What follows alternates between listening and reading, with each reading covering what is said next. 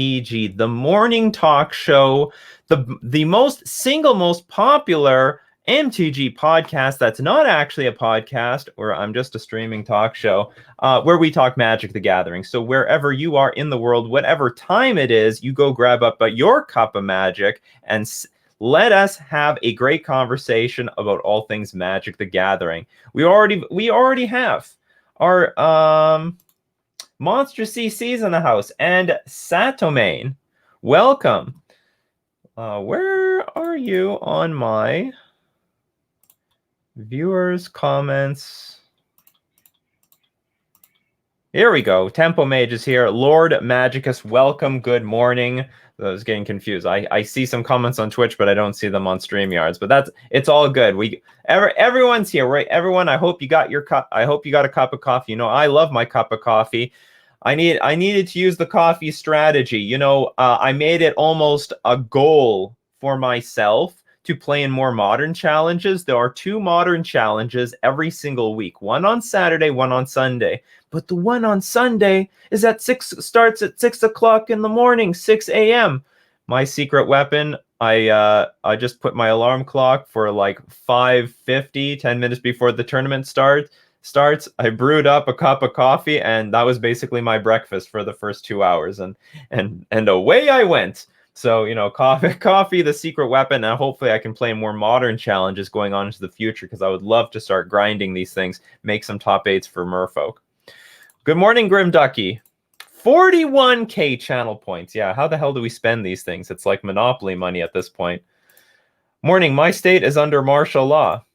If you have nowhere to go, come just come with us. Stay for the next hour. Let's go talk some Magic.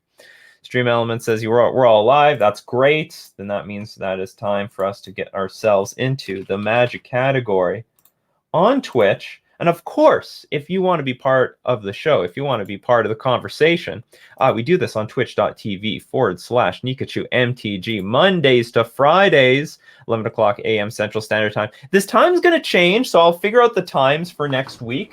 But I believe that I think it's going to conflict with my classes. I'm not sure. I'll have to figure it out. Maybe it doesn't. But either way, we'll still do this Mondays to Fridays. That's not going to change, but the timing might change. Get my brand logo. I need my branding is here. Love my little logo here. Where did it go? Good morning, Siege Sensei. Got to Mythic easy with standard Dimir Flash. It's a fun one. Oh, impressive. Congratulations for making it to Mythic. I've only made it to Mythic once myself. You really need like a lot of devotion to MTG Arena to make Mythic. Like, it's a real grind. I occasionally watch some people who regularly make it to Mythic, and I realize, you know, they spend days trying to get there. So congratulations. And you got there easily too. Good morning, Siege Sensei again. Good morning, Okio1. Abba Kataverden. Good morning. Uber Jam. Good morning. Did you play a challenge off stream this weekend? I did. Partially. I will do more so long as I have the office all to myself, but I have no problem streaming future ones. Howdy, Shambleby. Shambly. Good morning, Gills to pay the bills. Good morning, Ram Jagger. Good morning, Augustin LaCastro. So remember, if you want to get your you have any questions you want to discuss here on the show, don't forget to give. You can either give at Nikachu MTG or 3 question marks before the question, 3 question marks after the question. Helps me find your question in the sea of all the comments in the chat. So just like this is done here by Pride of Wolves. Nikachu, when do you update the Merfolk on MTG Arena? Coco is out. Wednesday, we're getting back to MTG Arena. You can mark my words on Wednesday. I was going to do it for today, but they just made a banning, and I don't know if I have to wait for MTG Arena to update or something. I don't know if there's such downtime. But additionally, I really need to get the I need to play enough games to get into the Mana Trader series for Legacy. So I got to grind my games today, and I hope it's not going to be too tough that I'm so late in the game for this. And with that, we might as well, you know, like give a shout out to my sponsor, starting with themanabase.com, the article site giving you the content on Commander for your next MTG Arena standard deck, modern, legacy, and more. The Mana Base is your home base for everything Magic the Gathering. And the Mana Base is sponsored by my favorite local game store, Fusion Gaming Online. Just curious to know what is the special this week. There's always a special. What's going on? It is Deal of the Week. Save up to 15% off all Guilds of Ravnica and Ravnica Allegiance singles. So anything, all things Ravnica, you might want to check them out at Fusion Gaming Online, my favorite local game store. And also remember Canadian prices. So if they look overwhelmingly expensive, remember Canadian exchange rate is a thing. But remember, you get 15% off. And if you order something from them, just let them know I sent you. Just let them know I sent you. And also, Mana Traders. Mana Traders is the premier place to rent Magic cards online so that you can play any deck, any format, anytime. So you can support the channel by using my Mana Traders link in the description below, or you can get 20% off your first 3 months of subscribing to them with my coupon code Nikachu. So we're going to thank Mana Traders for being our sponsor, which also helps me play in the Legacy event that's coming out this weekend, or the Legacy event that's happening right now. They gave me like 2 weeks to grind, but I was actually much more interested in grinding Modern right now. I'm having a lot of fun grinding Modern. The challenge is how to beat Mono Red Prowess while also beating Eldrazi Tron. That is a hell of a challenge. That is very difficult to figure out because you want Chalice of the Void against Mono Red Prowess, but that's completely dead against Eldrazi Tron. Completely dead. And then in some cases, I want aggro and I want more power against Eldrazi Tron, but you need more interaction, more dirtily interaction in order to beat the Prowess deck. It's a hell of a challenge.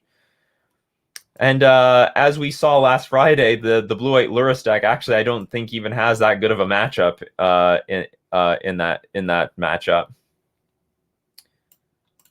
Where did the inspiration for the bunny come from in your logos? It actually came from, let's see if I can, I don't think I can find it. Hold on. Maybe I can find it. Nikachu poker bunny. Let's see what Google Images has for me.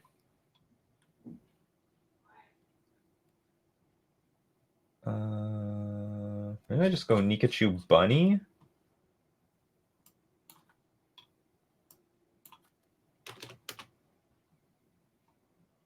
That brings up all sorts of other stuff. Okay, here's the best image. There's way more than this, but oh,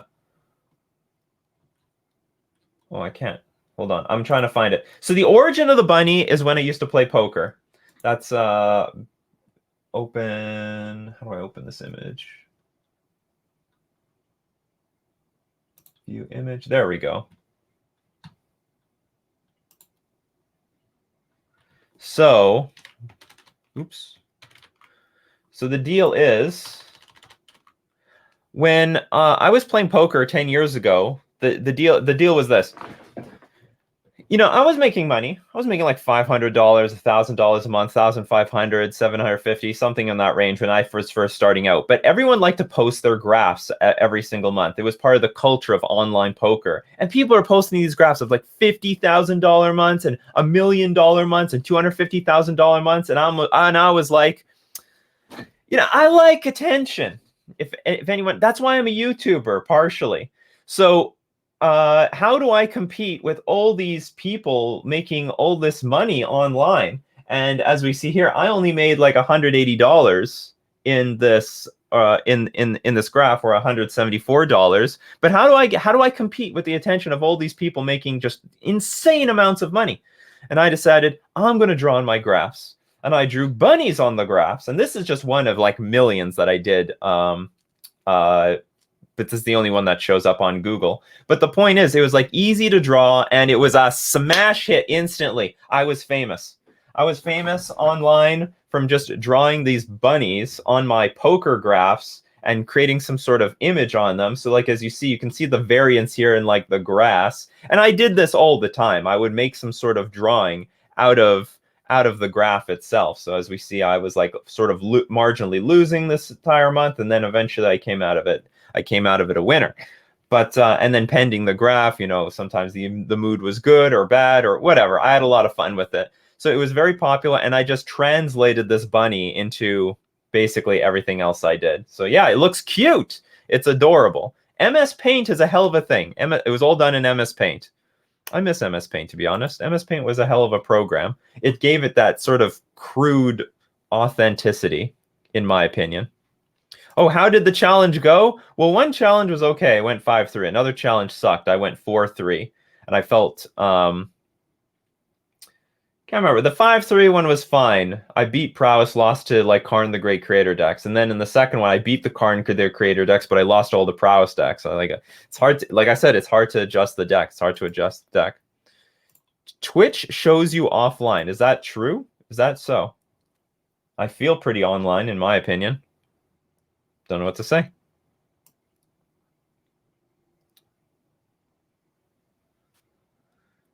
Whereas, will you be playing Pioneer anytime soon? Not anytime soon. First Arena, then maybe Pioneer.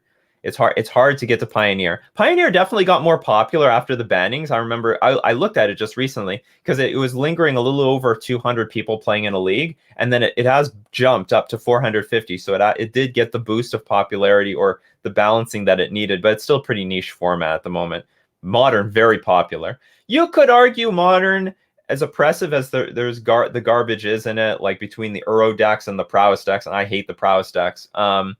It's a pretty balanced format. There are still a lot of decks that are very playable, and I'm still playing a very wide diversity of different archetypes. Still playing the decks I'm playing against the most are the Karn the Great Creator decks, either in the form of Tron or Eldrazi Tron, and the Prowess decks. Rakdos Prowess, is it Prowess, Mono Red Prowess? Yeah, it's banned Monday. Let's enjoy. And the card that did get banned today officially was there was one official banning. Field of the Dead is banned in Historic. So Field of the Dead, and it was basically banned because it like pushes out all the mid-range decks. So the only decks that can compete with the Field of the Dead decks are the super aggro decks. So you polarize the format to super fast aggro versus Field of the Dead. So the point is, if Field of the Dead is gone, maybe mid-range can come up and eat up some of those aggro decks. So yeah, it's going to be interesting. So that's basically why I'm not going to play Historic today, but I will get into Historic. I'm interested in trying out Coco. I'd love to play with Swift Warden and Coco. I think that's going to be a nice combination where my opponent's trying to target a creature, and in response, we're going to Collected Company and hopefully blow them out.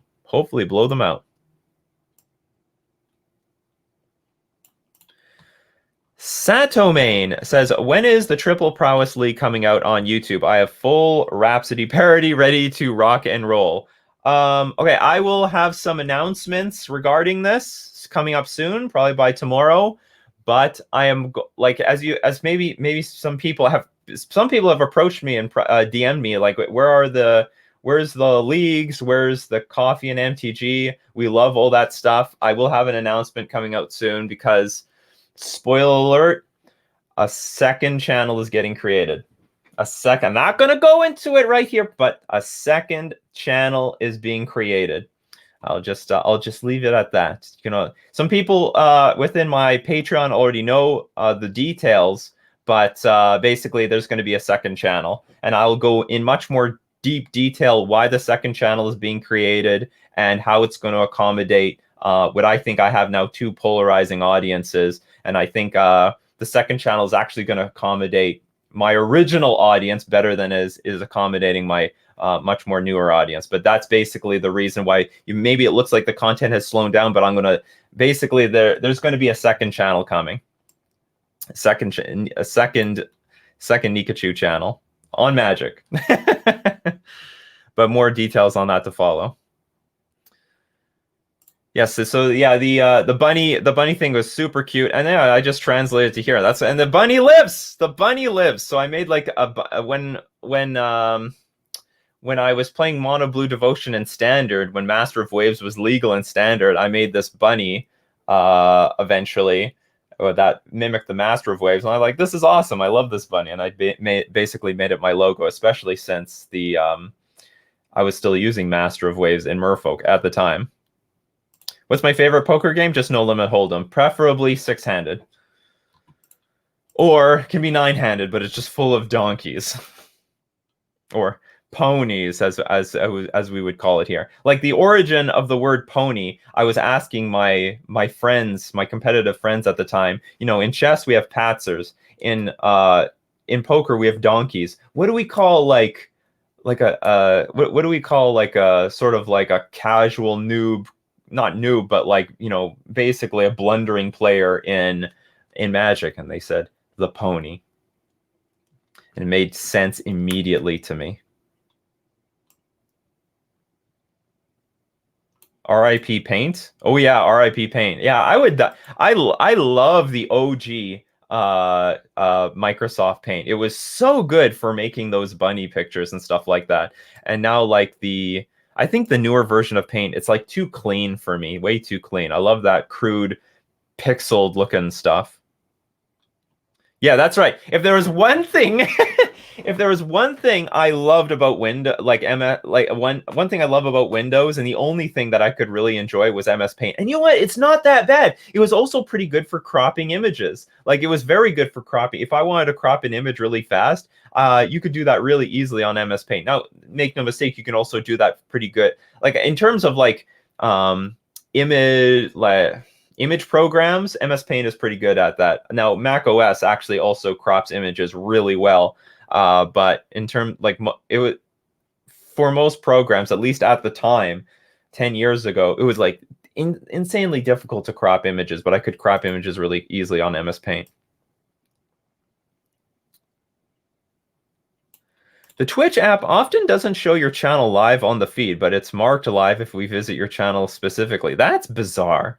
That's weird. I cannot answer that. Besides Folk, what modern deck would you play? I would play maybe Death Shadow. Maybe you know what? Honestly, I'm leaning harder, more and more to like Eldrazi. I'm liking a little bit more what this deck does. The fact that like Expedition Map is such a good toolbox card, and it's still like a tribal deck. It's basically still tribal. It's all Eldrazi, and it has a lot of options available to it. I'm starting to lean more to Eldrazi.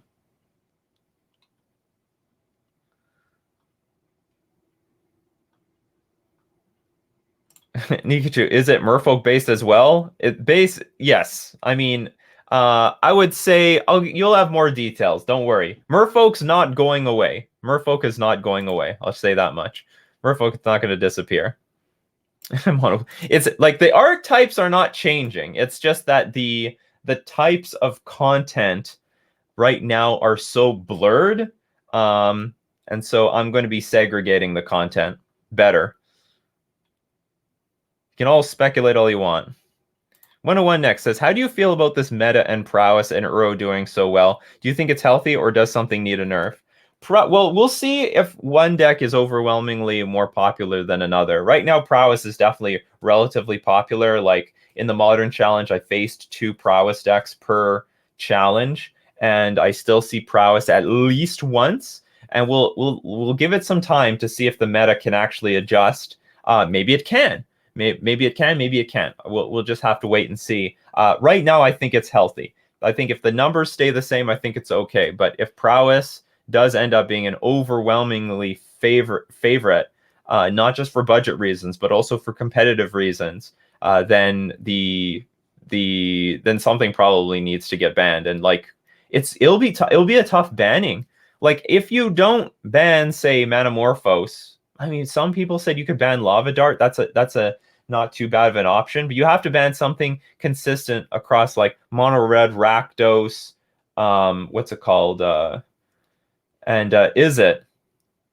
And it's going to be like Manamorphose, Lava Dart, or maybe even Monastery Swift Spear, which is actually a really, really tough creature to deal with if you do not have a lot of removal available.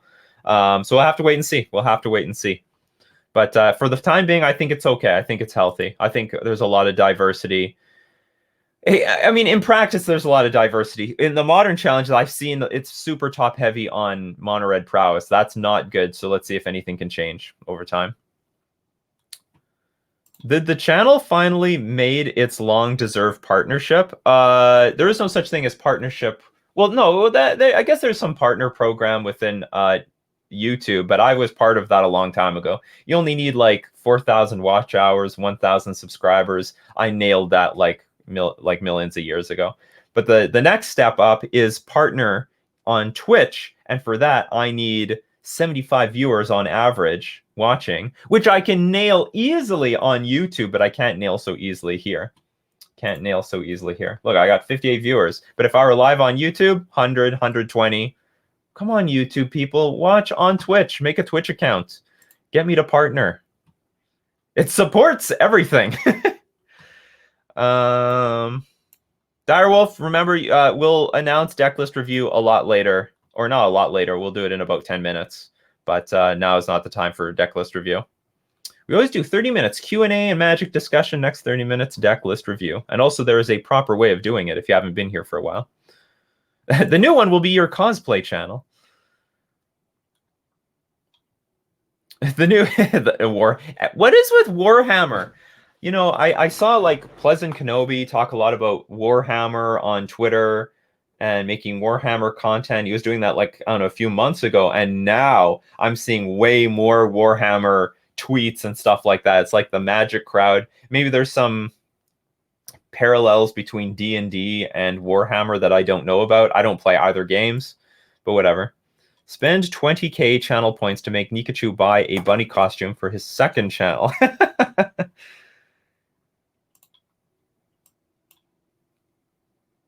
Don't even need a Twitch account to watch. Yeah, I know. Just click the link. It's all good.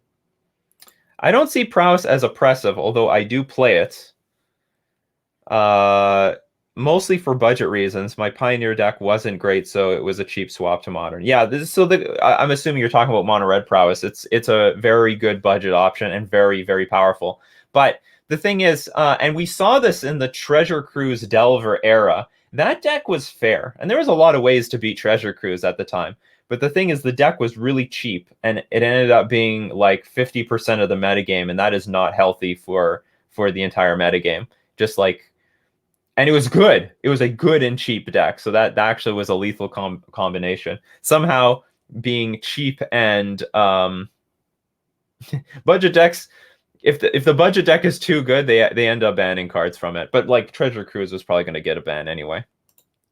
Just so happens that Treasure Cruise was being heavily played in the cheapest deck in the format. So with all that, I'm going to definitely take a sip of my delicious coffee. Might just be you getting all the tweets liked by Pleasant Kenobi in your feed. Maybe. That's also possible. YouTube people, get in his Twitch and bring your Bezos bucks with you. Yes. So you Twitch people have Bezos bucks that you haven't spent on any other like Twitch. It's on any other Twitch personality. Give it to me. Give me the Bezos bucks. It's a free way of supporting the channel, because obviously you paid for Amazon Prime in the first place. Actually, how does Amazon Prime work? You pay for it, or is it you earn it through like ordering a lot of stuff? I think you pay for the right to have Amazon Prime. I do not have Prime. 40k is also easier to social distance, I imagine, given how big their damn terrain is. Oh, yeah. That's true. You can make text posts on YouTube, right? Maybe a couple times a week. Oh, I do it. I post them every day. They get a post. I posted to them that I'm going live today. And some people tell me that they come here, but only some people. If you're here through the YouTube notification, let me know in chat right now. Maybe you can't show me because you don't have a Twitch account, but then make the Twitch account. It's not that hard.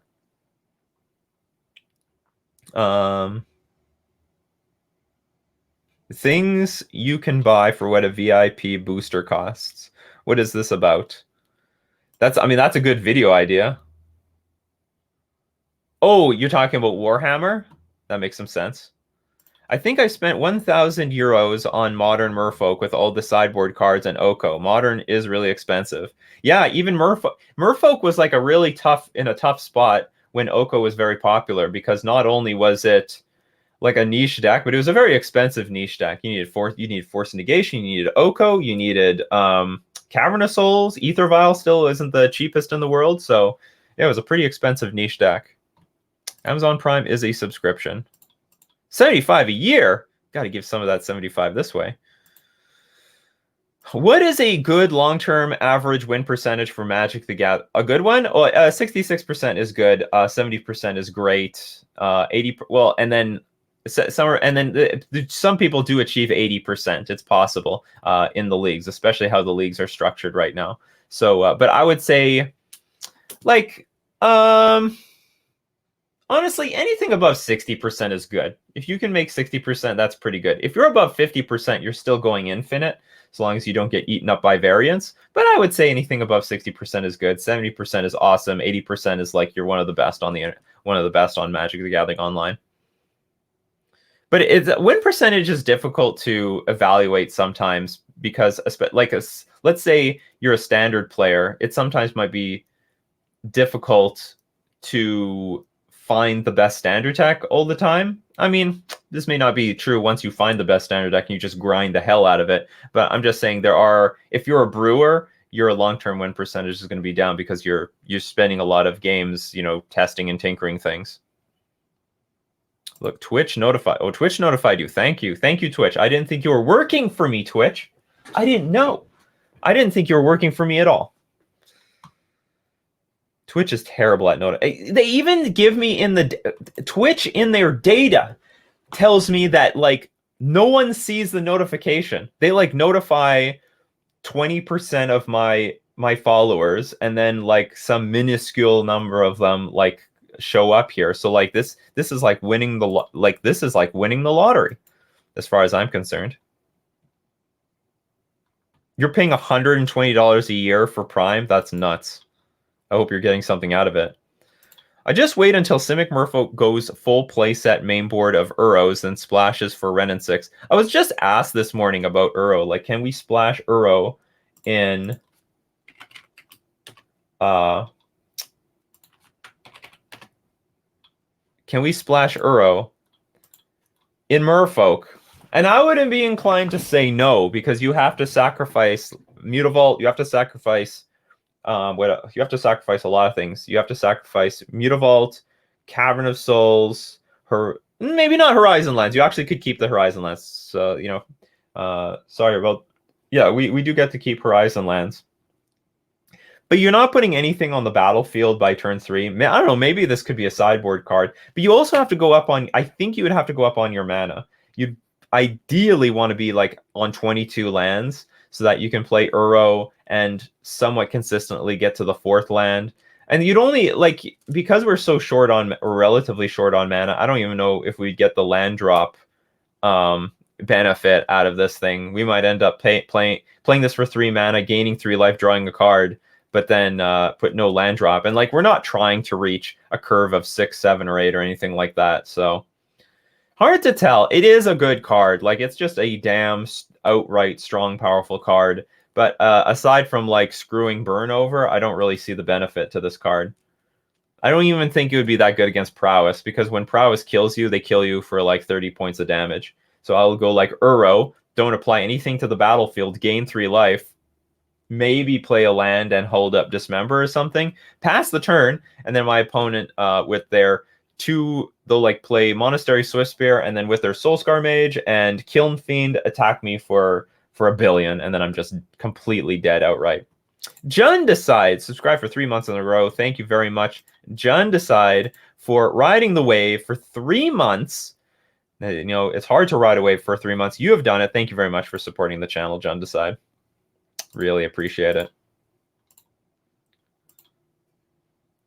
Also, I don't know if Uber Jam is here, but Uber Jam, thank you also very much for subscribing for the first time at 1 month. I really appreciate it. This was a subscription just done, like, what's it called?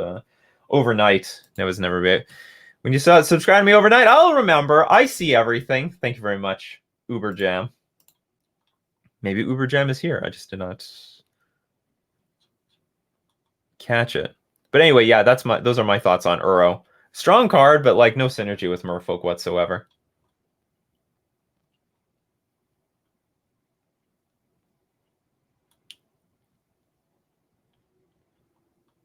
What happened? Jundicide gave out something? Jundicide subscribed for 3 months. People are thanking Jundicide for stuff? I don't understand. I don't understand how Twitch works. Someone has to explain it to me. Yeah, Cavern of Souls naming Elder. I guess so. You know what? You could do that, but the problem is, can you use Cavern of Souls on the escape cost? Or is that not possible? How does this card work? You may cast this card from your graveyard for its escape cost. Does Cavern of Souls work with escape? Okay, then Cavern of Souls works. It just works. It just works. Would a 2-mana colorless artifact version of Mutavault be playable? Starts as mana rock, same activated ability. Yes, I think it would be playable, but not in Merfolk. I think some other deck would definitely want that. In fact, that might replace a Mind Stone in Eldrazi Tron.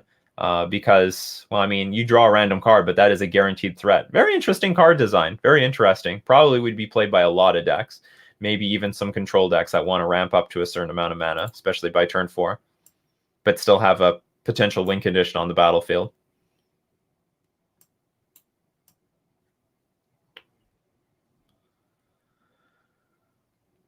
Just joined. What is this card on the screen? Uro. I sure hope it doesn't break any formats. Ha ha ha ha ha. Jundicide didn't do anything. Just people ended up with a bunch of emotes. Oh, how do I feel about naming decks after breakfast? I think it's awesome. Like I think the old way of naming decks were awesome. There's like Cocoa Pebbles and Tricks and Full English Breakfast. I think it was neat. I understand like by today's standards it wouldn't work anymore. You know, I would say, oh, damn it, Full English Breakfast is already tier 1. It's unbeatable, and then people are like, well, what the hell deck is that? Whereas if I say mono red prowess, you have like a pretty damn good idea what this deck is all about, just by the name. And you know, looking decks up would be just a complete nightmare because it would just be miserable. But I did like the old days of like naming decks after breakfast. That was pretty cool. The good old days. How much less reliable is Fatal Push without fetch lands? A lot less reliable, but it's still a good removal spell without fetch lands. Just being able to kill 1-mana, 2-mana creatures without the cost of life for 1 mana is still a very good card. But it would be good that, and there are other ways to activate Fatal Push, you know, through blocking and losing your own creature, some other sacrifice effects. But ideally, you want some fetch lands. But I would say in a deck without fetch lands, I could still use Fatal Push, because there's other ways of activating the Revolt, and still 1 mana to hit the early 1-drops is still very useful. Coffee and cold pizza was the best. Okay, so I think with that, let us move into deck list review. So if you've never been here before, you've never seen it before, go ! Deck review space the URL of your deck, and you can leave me any comments about the deck. Please tell me if it's budget. Please tell me the format if you haven't specified it in your article, in your URL. Let me know what decks you need help against, like where your weaknesses are, because then it would help me try to fill the gap where your deck needs to go, what it needs to accomplish. Like when I'm building Merfolk right now, in my mind, I'm trying to.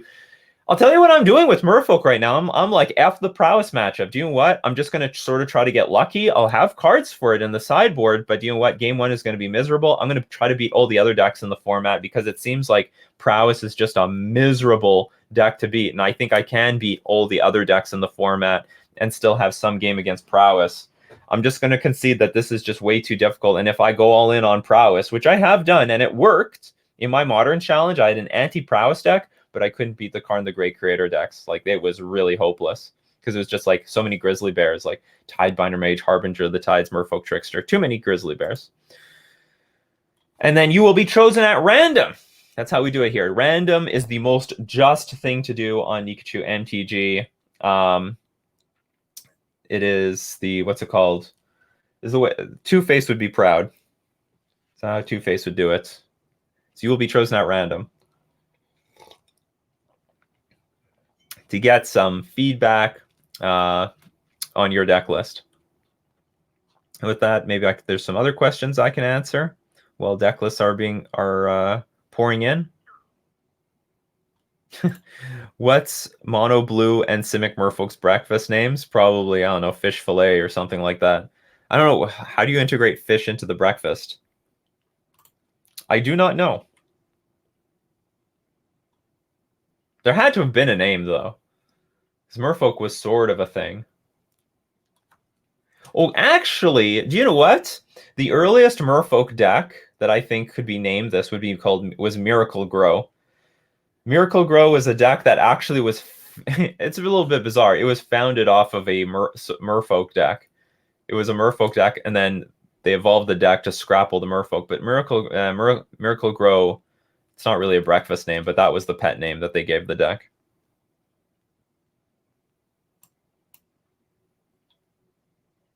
Add peppers for spice. Are you thinking, too, that Weather the Storm is bad against Prowess because it doesn't do anything to the board state? That's correct. And actually, they can overwhelmingly... here's the thing about Weather the Storm. They're not going to go all in if you have 2 mana untapped, all right? They're just not going to do it unless they have to, which they probably don't have to. If you have 2 mana up, they're going to be very suspicious of you destroying their creatures. They're going to hold... Unless they're a bad Prowess player, they will hold their resources back until you tap out. Like I said, it's like a creature combo deck. It plays actually quite similarly to Infect, except they have way more creatures, so it's very difficult to it's really difficult to just like dismember a creature and then call it a game, because that can happen against Infect. When it comes to Prowess literally is just a better version of Infect right now.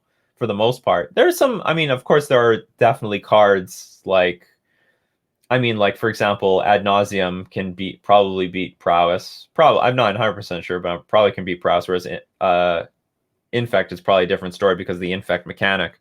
But for the most part, yeah, I don't think Weather the Storm is good at all against the Prowess deck.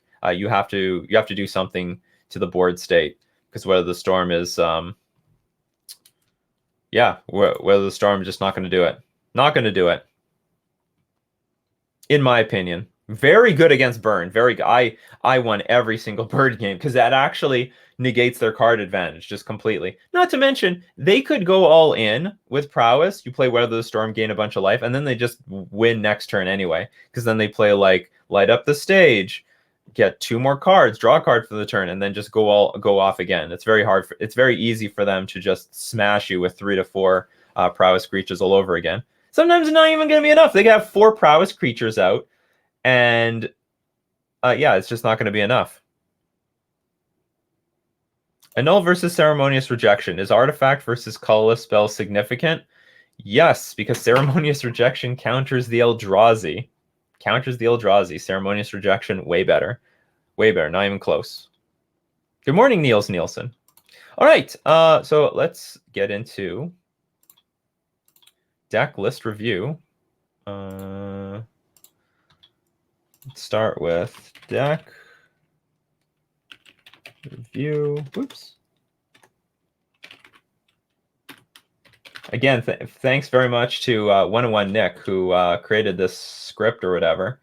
Gorilla 69's deck list has been chosen. It is for Modern. Stonepox. This could be a very interesting list. I like the. I have some idea. I already have some idea of what probably it has. So we got Gravecrawler. As long as you control a zombie, that seems out of place. So Stoneforge Mystic, Liliana the Veil, Gideon Ally of Zendikar, Fatal Push, Inquisition, Smallpox, Kai's Guile, Lingering Souls. By the way, Smallpox, very underrated card in Modern right now, and even it was like a silent killer. It was in the height of Amulet. This card ripped it apart because you could like play Smallpox and your opponent loses a card, which is not good. They don't want to lose cards in their hand. They don't want to lose the land on the battlefield. They don't want to lose their secure Tribe Scout or something like that. So Smallpox is really good against Amulet, and I imagine it's still very good against a variety of decks right now. Probably is pretty backbreaking against, if you can get it out on curve, probably very backbreaking against Prowess, because they do need their mana and their curve. Kazgal also looks backbreaking against Prowess. So great looking list so far. Dread Horde Invasion. At the beginning of your upkeep, you lose 1 life and amass 1. Whenever a zombie token you control with power 6 or greater attacks, it gains lifelink until the end of turn. Put a +1/+1 counter on an army you control. If you don't control one, create a 0/0 black zombie army creature token. I'm not in love with this card. It's like Bitter Blossom, and I'm not a fan of Bitter Blossom. It's slow. It's clunky. You lose life. You want to keep your life total as high as possible in Modern right now. Losing life is not an exchange that you want to make. Now, here's what I was thinking was going to happen. Flagstones of Trocaire, which is great, because if it puts, you can, this combined with, oh, what is going on here? Gorilla 69. You're missing one of the most important cards in the mana base. Can anyone guess what's missing in the mana base? That combos so well with Flagstones of Trocaire and what's it called? Smallpox. We're missing a card. Urborg, Cohen Morris. Totally on the ball here. Urborg is missing. So what you can do. Well, there's so many Urborgs. So I tell you what you can do, Gorilla. You play so you go turn. You can go. Does Comet play tapped? I don't think it does. So what you can do is you go turn 1 Flagstones if you want, or actually you can go turn 1 Urborg. Turn 2, you go Flagstones. It turns into a swamp. So you got double black. You play the Smallpox. I mean, that is the busted nut draw right there. You play the Smallpox, and you sacrifice Flagstones of Trocaire, and it's like you didn't lose any mana. So you can turn 2 Smallpox is where you want to be, and you basically ramp yourself, and your opponent like loses a land. Traditionally, any deck that played Flagstones plus Smallpox also played with Urborg. Some number of Urborgs. I don't. Probably you want to replace maybe some number of swamps. I don't know how many. You do have the unfortunate risk of Blood Moon in the metagame, but I would definitely look to find a way to squeeze in some Urborgs into this deck. Yeah, where's the Urborg? Exactly. So Urborg definitely should be a part of this deck. So we have to replace Gravecrawler and Dread Horde Invasion. These cards, first off, this is a bad card. This has no synergy with the deck. I understand you thought you had synergy with Dread Horde Invasion. I think that synergy is very weak. It's not worth it. You should go up on some other creature. I don't know. I don't know what suits a black-white Stoneblade deck, though. A black-white Smallpox Stoneblade deck. I really want to gut 8 cards. And you have to have some sort of win condition, but not these.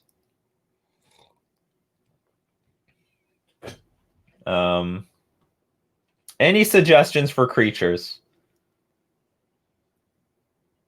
Yeah, Urborg going straight in, I know. Bloodghast? Bloodghast is... Oh, yeah, you know what? Bloodghast. Now, Bloodghast has synergy because you can go Bloodghast into... what's it called? Yeah, you can go Bloodghast into Smallpox. That's not bad. Is there some sort of disruptive card we could use? Maybe not. We already have, like, Inquisition. I know this is like a win condition, so that's not too bad. Gideon Ally of Zendikar. We probably need another win condition instead of the Dread Horde Invasion. So Bloodghast, I think, is a fine choice because it's relatively easy to get this back on. Oh no, we already have Lingering Souls, right? That's a win condition too. So maybe this could be more interaction instead of Dread Horde Invasion. Or maybe there still should be some more threats. I don't know how you could go either way. You could have more threats to try to win the game, or you could have less threats. and have more interaction, and it helps. It does help a Stoneforge Mystic deck to have more interaction, because the more interaction there is, the easier your Batter Skull is going to go through for victory. Sword of Truth and Justice. So you say there? I mean, there is definitely room for one more sword in this deck. There's definitely room for one more sword if you want it. And by the way, the swords have great synergy with the Lingering Souls. You play the Lingering Souls, you have the Flying Invasion. Is like Feast and Famine missing or something? Or is this just a poopy one? Well, what does a normal Stoneblade deck play these days?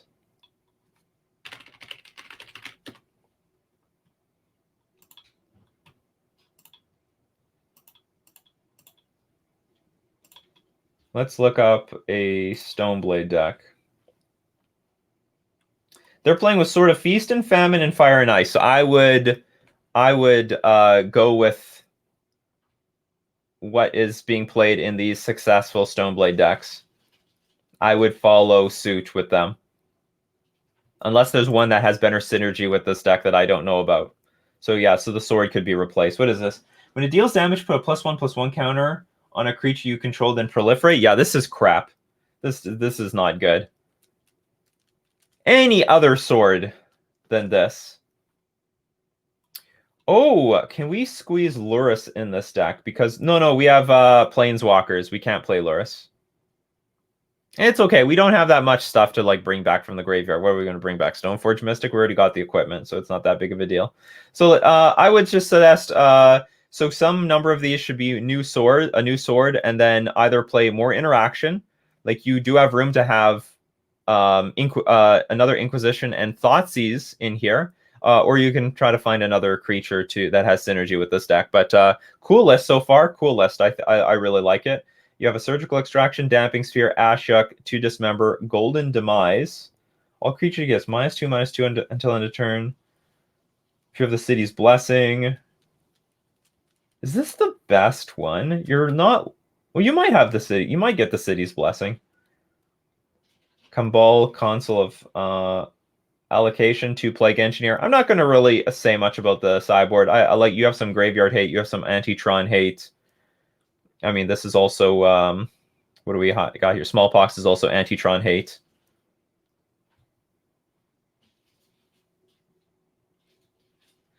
Lenic 2000, great question. If you want to submit for deck list review, go ! Deck review space, put your URL, and also leave any comments that you would want to have about the deck. Preferably helps me if you're on a budget, and if you're weak to anything, also let me know the format. So anyway, those I think, yeah. So add the Urborg, replace Gravecrawler with Bloodghast. We need better swords, and replace this with just more interaction. You definitely have room to play with Path to Exile in this sort of deck. Although that has anti-synergy, so you could just stick to like regular removal. Play Cry of the Canarium instead of Golden Demise to fight Dredge. That is a great... Does that work, though? I mean, you will wipe out a decent chunk of creatures, right? But you won't get rid of the prize amalgams.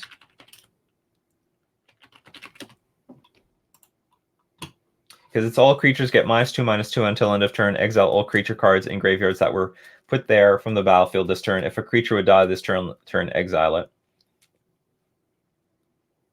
Not a bad choice. Not a bad choice. Oh, do you know what? I'm trying to think.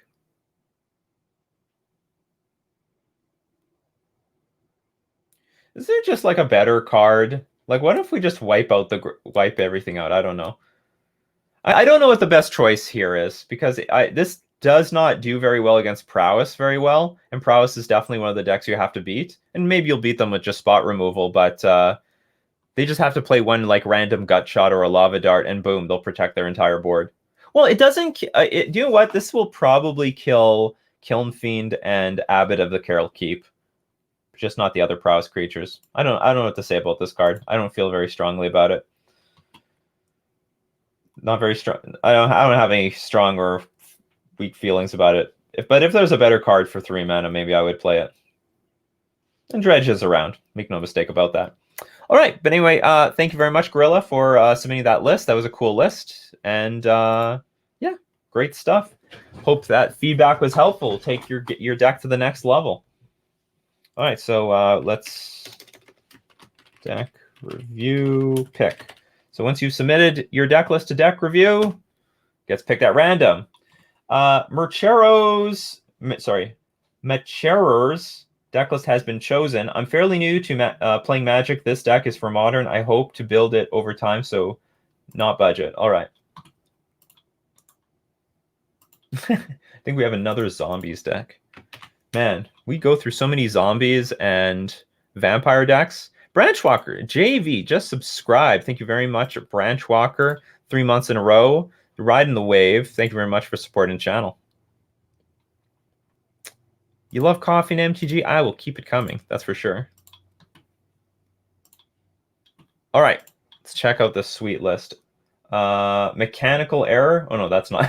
I thought the deck was called Mechanical Error. Ha, ha, ha, ha, ha. Okay, what do we got here? We have 4 Crypt Breaker. One Death Baron. Skeletons you control and other zombies you control get +1/+1 and have Death Touch. Diregraph Captain. I should have like a stock list of like what I think should be a zombie deck. Other zombies you control get +1/+1, and whenever another zombie you control dies, target opponent loses 1 life. This card is awesome. It's really strong. I'm surprised there's only like one of the 2 lords here. Geralf's Messenger, Gravecrawler, Prized Amalgam, Relentless Dead, the Scarab God, Unsettled Mariner, Wayward Servant, Cavern of Souls, Creeping Tar Pit, Snow Covered Island, Snow Covered Swamp, Sunken Hollow, Fatal Push, Radical Idea, Jumpstart. You may cast this card from your graveyard by discarding a card in addition to paying its costs. Then exile this card, draw a card. Dark Salvation, Unearth. Well, this is a bizarre card to have in your zombie deck because, like, you basically bring the cards back. Okay. Okay, so first, okay, let's start from the beginning. Scrap Wayward Servant. Servant. You are a 3-color deck, and you most definitely, and same thing with Unsettled Mariner, you do not have anything close to, like, you don't have a 3-color mana base. Like, this is mostly Dimir, right? The only way you can cast these things are off of Cavern of Souls, right? Yeah, that's it. You don't have a mana base for the white. You can't splash it. And that's okay.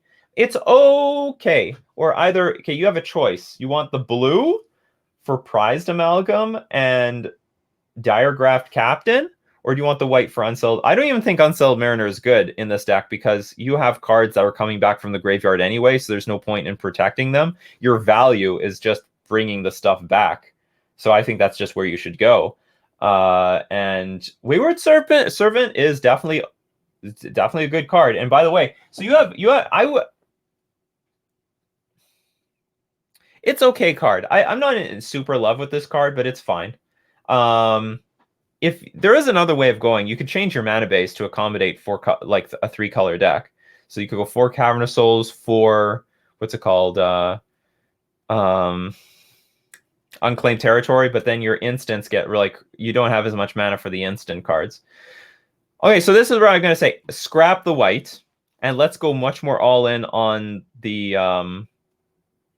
the lords, or at least Diregraph Captain. I do like this card because whenever another zombie dies, the opponent's going to lose a life, so they're going to have like a really tough time regarding like doing anything with any of these cards. Also, I think much better card than say Radical. First off, Radical Idea, don't play this card because I don't like the idea of not applying any pressure to the battlefield, and you should do that always.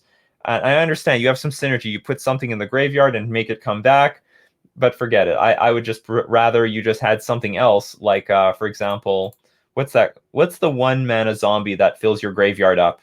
That's like, it's got to be stock at this point. What's that Hogak card? Man, I'm bad with names. Stitcher Supplier.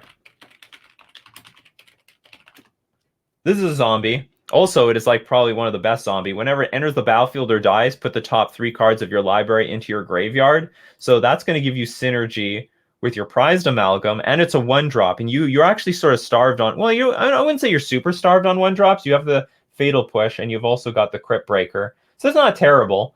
I'm not a huge fan of Crypt Breaker, but whatever. I hear people like it, so I'll let you keep playing it. Oh no, you also have the Grave Crawler, so that's not too bad. And so it also helps dump your Grave Crawler. So I would love you to be more for anyone, for any of the zombie players out there.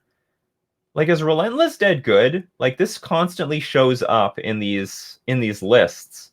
But my fear is that this card is not actually that good. Whenever it dies, you can pay a black. If you do, return it to your hand. It has Menace. 2 mana, 2/2. I'm just concerned it's too mana intensive and you're always tapping out. So I would say let's play 4 Stitcher Supplier. Let's go play 4 Diregraph Captain if you want to play these things at all. Let's go up. Let's get rid of Relentless so that we need Scarab God. Sure, whatever. You know what? The card's not bad. And it does create zombies. It's a strong... Well, the problem is it's 5 mana. You only have 20 lands in this deck. Honestly, I would scrap the Scarab God unless you want to go up on mana, or is there something I don't know about in this list? Carrion Feeder is okay. Carrion Feeder would take the deck in a different direction. No, do you like Carrion? It's a sacrifice outlet. I like Carrion Feeder. So how do we rebuild? I don't want... Yeah, we're sort of rebuilding this deck, right? So maybe we don't even play with the Lords, because we can play with like much lower at the ground. This reads to me like a Pioneer deck rather than a Modern deck. Maybe it can be. Zombies. See, the one issue is you're like a little on... You know, you don't want to go all in on anything. You should probably go all in on something. I don't have no problem with Gravecrawler. I have no problem with Geralf's Messenger. So hold on, let's say we scrap the Lords because they don't have any synergy when they come back. Or maybe we could have some Diregraph Captains. Say that we have... How much room do we have? 1, 4, 5, 6, 7, 10 cards. We can go on 4 Stitcher Supplier. Oh, and we're going to get rid of Radical Idea. And we might get rid of Unearth too. So we go 4 Stitcher Supplier. We want to go 4 Carrion Feeder.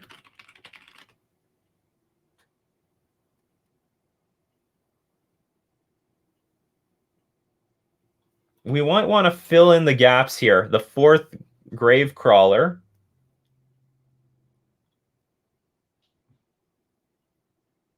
Honestly, I don't mind Diregraph Captain. I would like to fit in more of these because it's good in a situation when your opponent's using a lot of graveyard hate. It's like a pretty decent plan B, and it's going to combo really well with Carrion Feeder because you can just sack your board and kill your opponent. I really like Diregraph Captain, and if we are actually reliably splashing blue, this is a good idea.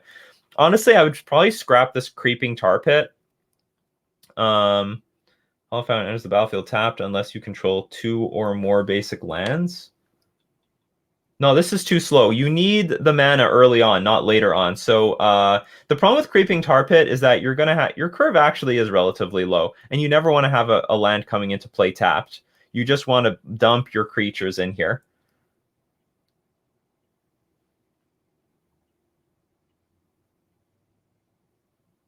So some people saying we got some... with zombies, you have to decide if you want an aggro build or a slower game. Slower, I found, is not where you want to be. So I'm just spitballing a lot of ideas out. Collector, how do you even cast this? Off of your Cavernous Souls? You don't have the mana base for this. Dark Slick Shores is solid, but do you know what? Honestly, right now, we're living in a Blood Moon metagame, and I wouldn't want to be Blood Mooned out. I'd honestly probably play with, what's it called? At least 4 Polluted Delta. We need 4 Polluted Delta in here. If we can. Dark Slick Shores is fine, though. Yeah, we could play Dark Slick Shores, Cavernous Souls, and then 4 Polluted Delta, and that's probably good enough. And the rest is basic lands. Like 8 basic lands would probably be fine. And this split of Swamps and Island is probably fine. It's probably fine. So now we could talk about Dark Salvation. Target player puts X 2/2s onto the battlefield, then up to 1 target creature gets -1/-1 until end of turn.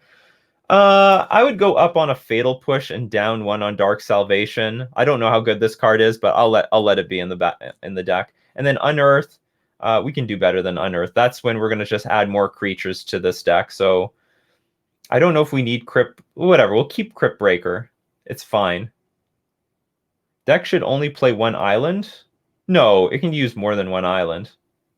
But it is heavy on black. Oh, because we're playing... Yeah, this is a good point. Because we're playing with Geralf's Messenger, we need as much black mana sources as possible. And if you even go turn 2 island, you're going to make it very difficult for that. So you actually... Tuxdev is correct here that we should be playing only one island and maximize on the swamps. Because your deck is just basically a splash of blue, but it's heavy on black.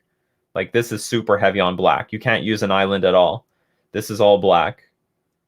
And I would remove the Relentless Dead.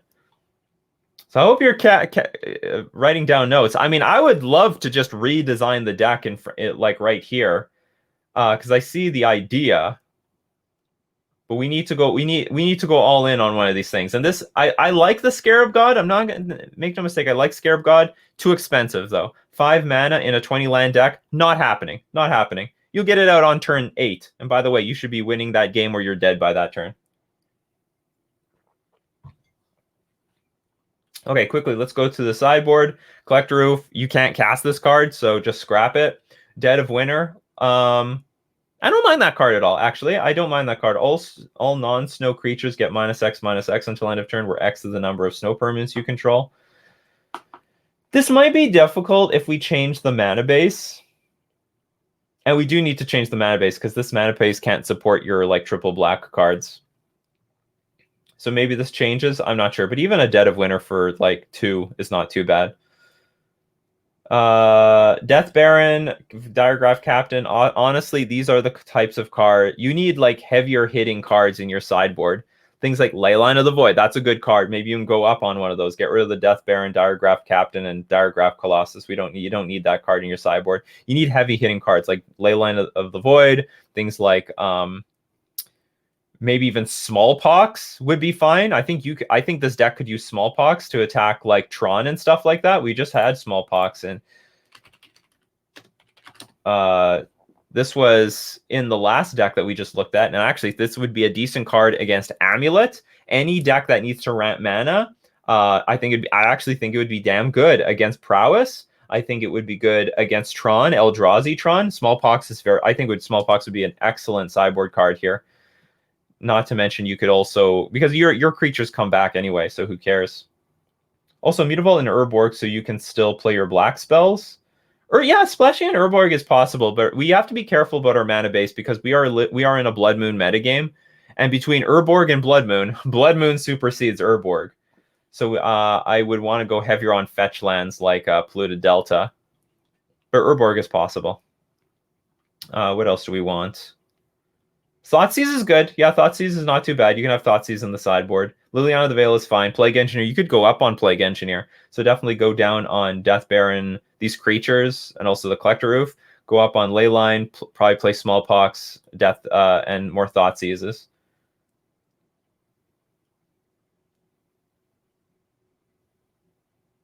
Tuxdev says we should be more interested in cards that make the opponent's sweepers bad, not in our own sweepers.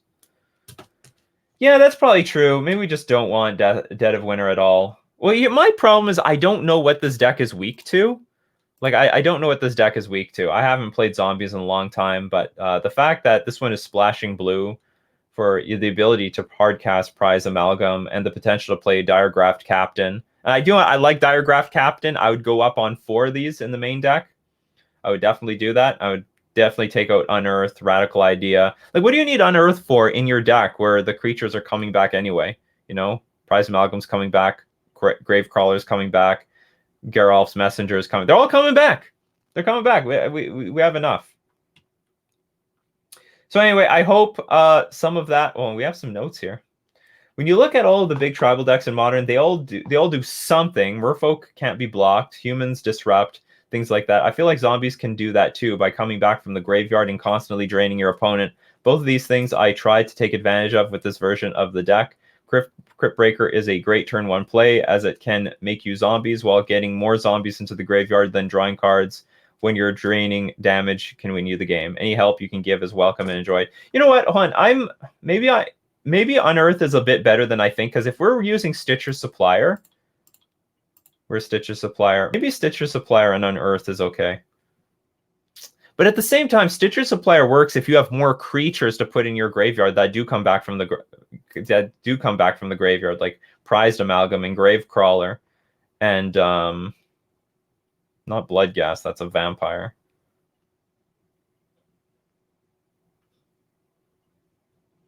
Yeah, so if you want Unearth, maybe it's fine.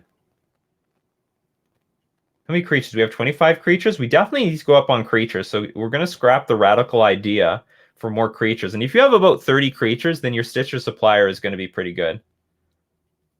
Anyway, that's all the feedback I can give on this list. Hope it works out. The problem with this list, it's a little all over the place, and you definitely have no mana base to support like any cards that you want to run, because this is just dominantly a blue-black deck. So stick in the blue-black colors, and hope that was helpful.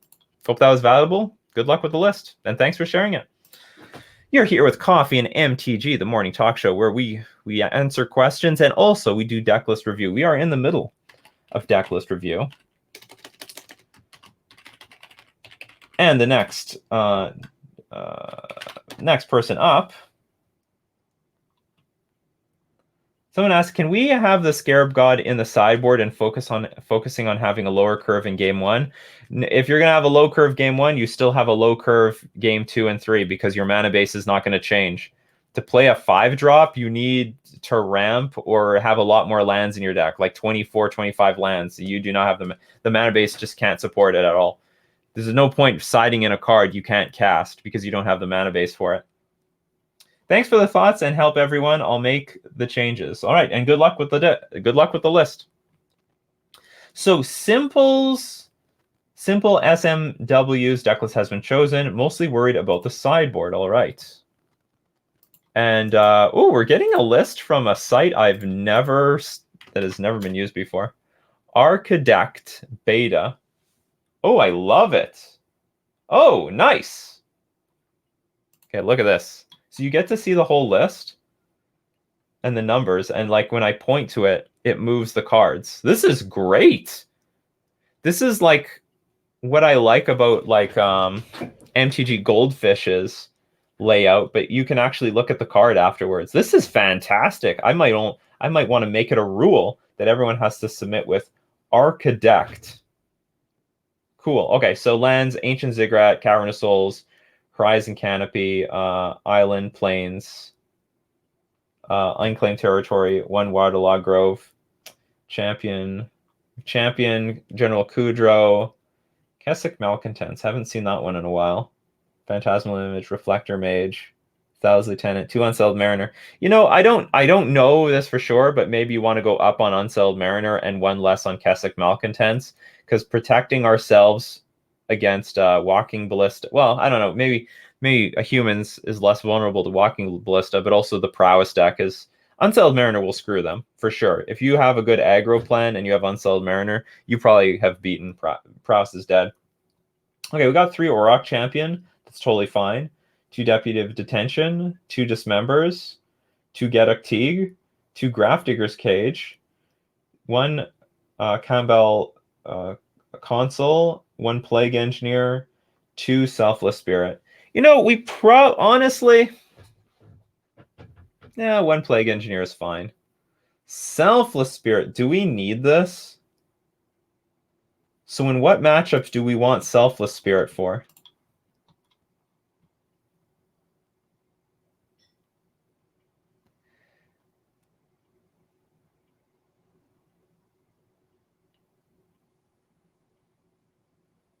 Yeah, well, I mean, if it's for control, they can still wipe it out. I mean, it's fine. It's a card.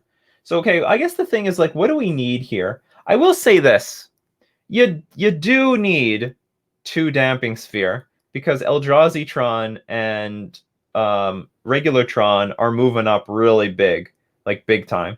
So you probably would prefer the damping sphere has been part of like human sideboard for a very long time, and I still think it's very prevalent and very necessary right now. What else? You might want it for, how would this deck beat the Uro deck? Because it gains life.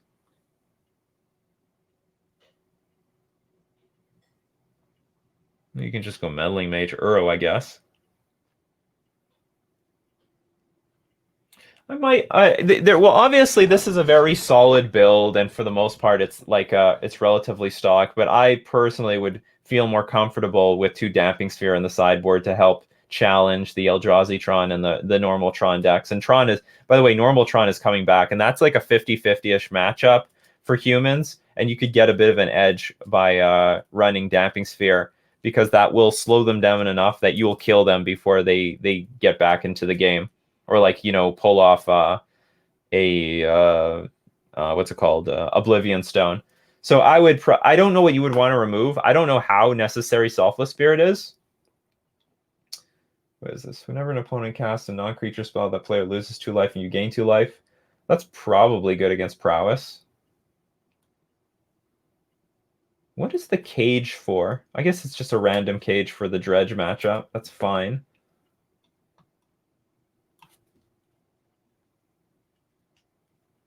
This card is like okay. Yeah, I would just shove in damping spheres. That's all I would do. The rest of the list looks pretty solid. Kudro exiles Uro. Oh, good point. Yeah. Where's Kudro? General Kudro of the Draneth. Other humans you control get +1/+1, and whenever General Kudro of Draneth or another humans enters the battlefield under your control, exile target card from a graveyard an opponent controls. Excellent attack. It's a bit slow though, to be honest. Well, I mean, it's slow. It's fast enough against the Uro decks, but not fast enough against the hardcore graveyard decks. M515 it's probably not necessary. Kudro is probably enough. M515 is asking about surgical extraction in the sideboard. So yeah, solid deck. It's like, obviously humans is still a very solid deck. Probably just needs some damping spheres for the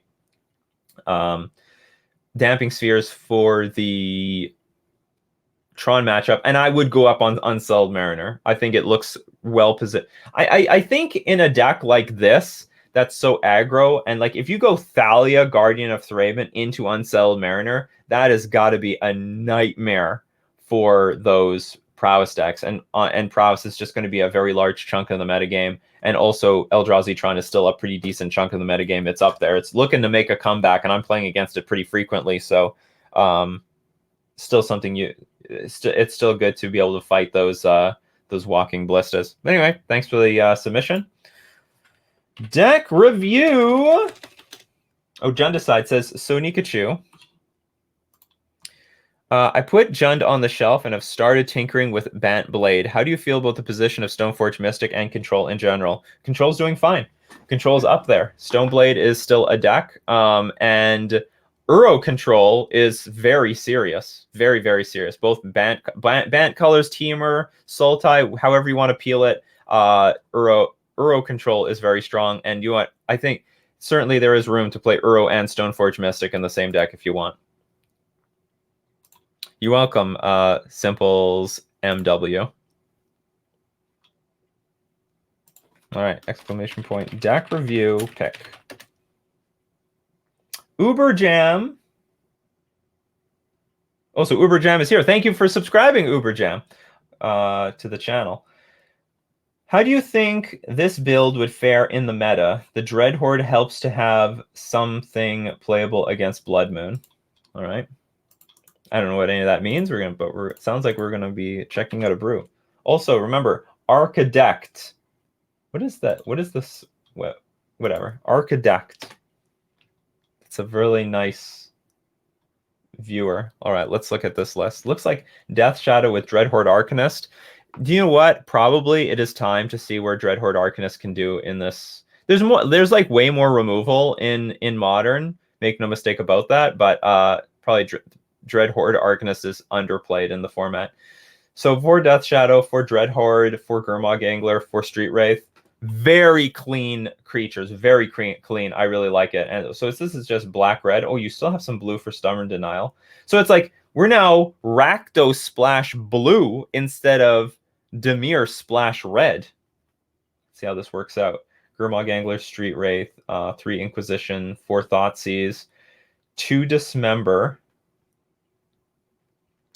I would go up on Dismember, I would think, but I understand maybe that has some anti-synergy with Dreadhorde Arcanist because it's not going to be able to flash it back. And the reason I would do this because it's just a great way of getting your Death Shadow in play, and it still nails everything in the format. Almost everything dies to Dismember. Everything in the Prowess deck, assuming they don't have mutagenic growth on their Stormwing entity. But like Dismember basically kills everything, and it's a great way of getting your Death Shadow out. But not mandatory. Maybe it has no synergy, but whatever. Okay, so 4 Fatal Push, 1 Kolaghan's Command, 1 Lightning Bolt, 4 Stubborn Denial, 1 Surgical Extraction, 2 Temur Battle Rage, 1 Terminate, 4 Thought Scour, 2 Blood Crypt, 2 Bloodstained Mire, Island, Marsh Flats. Yeah, we have all the usual subjects. So basically, this is a shadow deck that will still operate with a Blood Moon in play. I like that idea. I like it a lot. You have 2 Anger the Gods, 2 Ceremonious Rejection, 2 Collective Brutality, 2 Engineered Explosives, Nihil Spellbomb, 2 Plague Engineer, Rakdos Charm, exile cards from target player's graveyard, or destroy target... That's interesting. Or destroy target artifact, or each creature deals 1 damage to its controller. Interesting. I don't know if this is better than other options, but hey, it's fine. And another Surgical Extraction in the graveyard. Arcanist and Angler conflict. Only a little bit. I understand that there is some confliction, but I don't think it's that bad. Yeah, your Gurmag Angler will eat up the graveyard, but at the same time, we do try to fill the graveyard as much as we can. Okay, how about this? You can't say, then that's like saying Snapcaster Mage and Gurmag Angler conflict with each other. You know what I mean?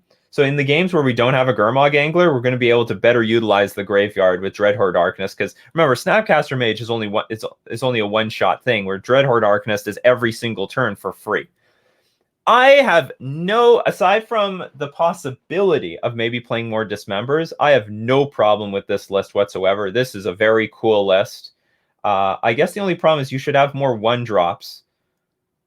Because you don't have...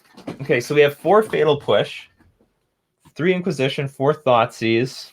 Do we have enough 1-drops? Thought Scour is not that dangerous of a 1-drop. Maybe we want like more Lightning Bolts. Because we're heavier. This is a 1-drop. This is not bad.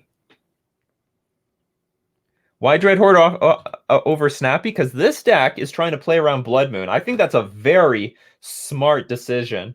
I'm not a Grixis player myself, but if Blood Moon is a danger to operating this deck, then this is a really smart way of getting around that. If your opponent plays Blood Moon, who cares? You just have your Swamp and you just operate with all the other like red mana spells. You play your Lightning Bolts, your Kolaghan's Commands, Temur Battle Rage, everything else. So I don't know. No, we don't want to play with more cantrips because that will, and I would prefer to play with more proactive things like with Lightning Bolt in the sideboard. And Lightning Bolt's not that bad. Like, it kills Prowess creatures, right? Lightning Bolt's not that bad. Anyway, I don't know how to adapt this deck. So if Dreadhorde Arcanist has no problem getting fed fuel from the graveyard, continue with this list. But if it does, maybe there's got to be a change in... Like, is Kolaghan's Command still that good right now? I don't think so. I think it's a pretty shitty looking card, to be honest. Kills nothing. Kills absolutely nothing in the format. Kills maybe a Goblin Guide. A Kolaghan's Command does not look that good. It might be more of a sideboard card, and you could go up on a Lightning Bolt. Stubborn Denial is still good. It's still good. It's still a good card. Surgical Extraction is still good. You hit the Uro, and like the Uro deck is done for, basically. Temur Battle Rage is still necessary. Terminate, I guess, is okay. Needs more lands? No, it's 17. That's standard for... maybe it needs 1 more because it's playing with less cantrips. Okay, what does a Death Shadow deck play? Let's go check out a stock Death Shadow deck. Let's go back here.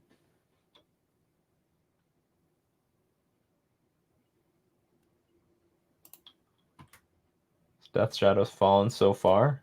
Grixis Shadow. They do have... Okay.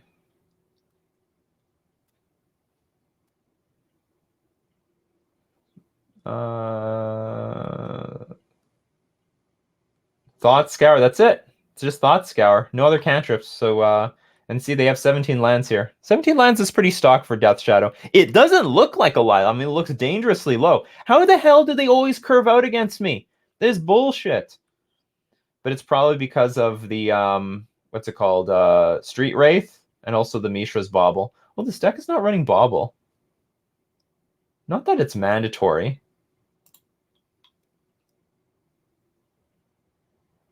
Or does it have Bauble? It does not have Bauble. What are we running with for no Bauble? Not even sure. Can this thing bring back Bauble, or is it only instant sorceries? All right. Okay, actually, so that with that, if it has no Bauble, we might want one more land. We might want one. We probably need one more land, because 4 Mishra's Baubles represents at least 1 mana. So I will say that if we're not running Bauble, and we probably do not want to run Bauble in this list, given that we're trying to make the best out of Dreadhorde Arcanist, I can totally see this deck running. I can totally see this deck running 1 more land. So this is a good point. No, you don't need 4 more lands. The deck operates off of very few. It uses cantrips like Thought Scour and 4 Street Wraith to help dig for the appropriate land. It probably just needs to go to 18, and that would be fine. Or maybe there's another card that helps cantrip or something like that. That would be fine. But I don't know what it is. Anyway, I think this is a really creative deck. I would love to see this deck in action. Very cool list. Clean list, too, also. Very, very clean list. Very... I can tell that the card choices and the numbers are very clean. Very nice looking. Thank you very, very much for submitting the list. And I hope the little feedback that we were able to pull together between me and the community was valuable. So we're gonna keep streaming, but that's gonna be it for Coffee and MTG. We had a great discussion, and we had some great deck lists. These were some really original deck lists. Very nice stuff. Really excited for this Death Shadow deck. Probably it should go more heavy red. And the Dreadhorde Arcanist, very underrated card in Modern. Tearing up Legacy probably hasn't been experimented enough in Modern. So yeah, so thank you very much, everyone, for joining us. Again, just want to remind everyone that if you want to join the show, you want to be part of the action, you want to get your deck reviewed, come over to twitch.tv/Nikachu MTG. We do this Mondays to Fridays, 11 o'clock a.m. Central Standard Time. So come on down. Also, you can find the latest. I don't know when you're watching this. Maybe this is years from now. You can find the latest with the stream schedule in the description below. So before we go, I'm gonna again thank my sponsors, the manabase.com, home base for everything Magic the Gathering, and Mana Traders, the place where you can rent decks to play any deck, any format, anytime. So thanks, everyone, for showing up for a wonderful discussion today, and I will see you at the next cup. This is Nikachu for Coffee and MTG. See you next time.